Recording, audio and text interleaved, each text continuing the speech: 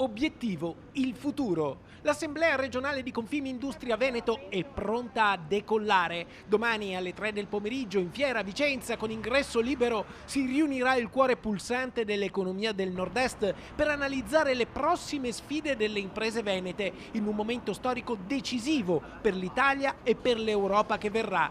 C'è da fondare un nuovo futuro. Avremo degli ospiti importanti durante un forum sull'economia e la presenza anche di due ministri, il ministro Urso e il ministro Salvini, per poter dialogare assieme a loro sui problemi dell'impresa e le soluzioni che noi proponiamo.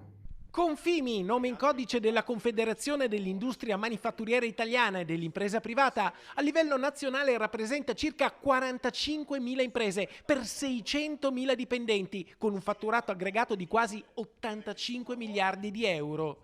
Nell'Assemblea regionale si affronteranno temi fondamentali come il rapporto tra Veneto ed Europa per un futuro da costruire insieme. Si parlerà di infrastrutture, di Made in Italy, di rivoluzione green, di fisco, di riforma dell'autonomia e della grande sfida energetica. L'Europa e le imprese venete in particolare devono trovare sicuramente una sintesi, devono trovare un nuovo modo di collaborare, perché i problemi sul tappeto sono tanti, noi li avvertiamo e abbiamo anche delle soluzioni da proporre su questo modello che molto spesso non funziona.